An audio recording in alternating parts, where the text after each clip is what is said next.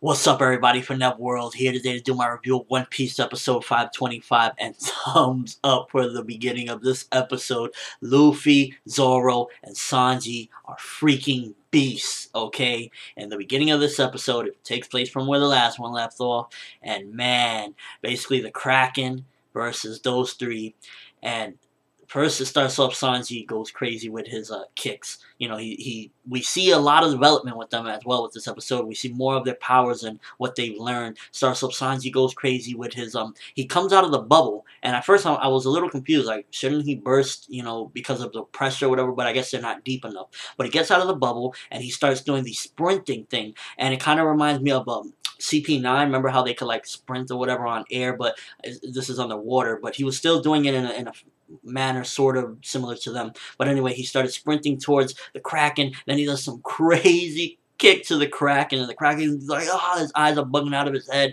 And but then Sanji, you know, he needs air, so he's underwater. So he tries to get back to his bubble. The Kraken is going crazy, and this is again, you know, probably my favorite part of the episode. But so the Kraken's going crazy. He's about to whip Sanji, and then Zoro jumps in, slices off that freaking tentacle of the damn Kraken.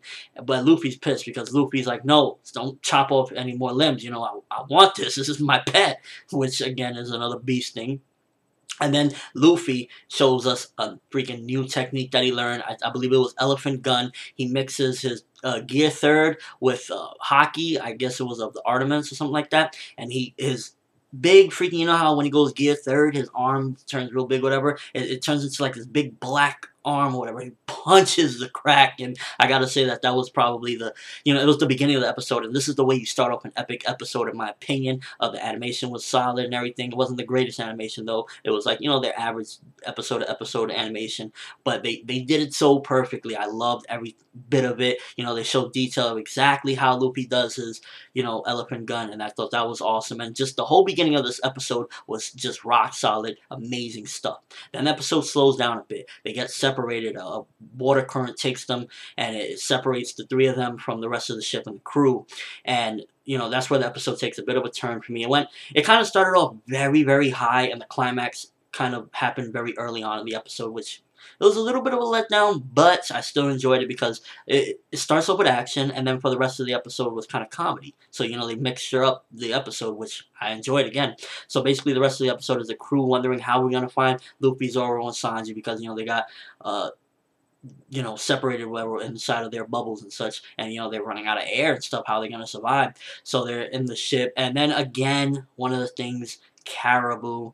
Such a failure, man. I had so much high hopes for you in the anime. I know they're obviously not gonna, you know, stray away from what he was in the manga, but they made him seem so villainous in the beginning. His persona, his voice, just everything. He was menacing, and now he's just a pure joke. He was hiding in this barrel, and, you know, he was like, oh, I'm gonna kill them all, and I'm gonna get away, and all this stuff. And Frankie's just looking at him from the side, and I'm just dying laughing. Like, this guy became such a failure.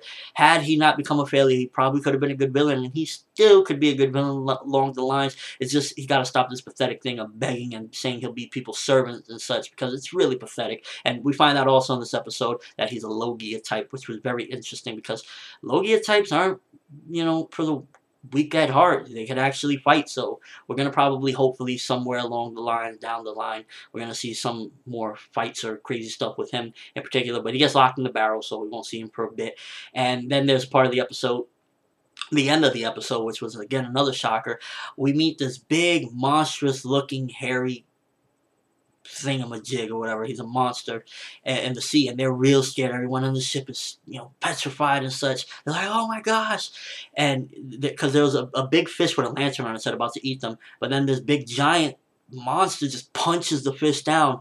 And if you don't know who he is, just a spoiler of his name is Watasumi. And I was very surprised at his voice. I really thought he was gonna have like some type of maybe rough, like idiotic voice like this or something, something really stupid. But he had a very squeaky, chopperish type voice, which was very weird. Big monster, a very funny voice.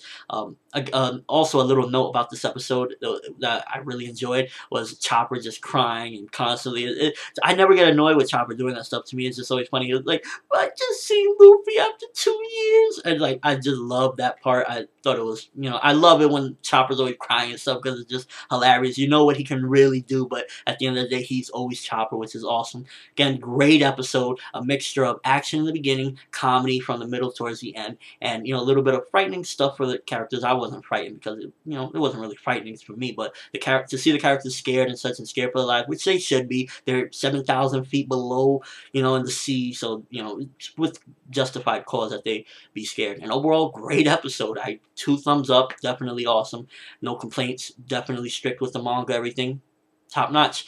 But let me know what you thought of the episode. Did you enjoy it? What was your favorite part? Who you think beasted the most? Luffy, Zoro, or Sanji? That's like my big, I guess, question or whatever. Which one you think beasted the most? I'd say Luffy because that elephant gun was amazing. But Zoro did put in work and Sanji did put in work as well. So give me your thoughts on that. Just your overall thoughts of the episode. Did you agree that it was action and comedy at its best or not? But that's all I have for you guys today. I'm ForneverWorld. Thanks for watching. Hope you enjoyed.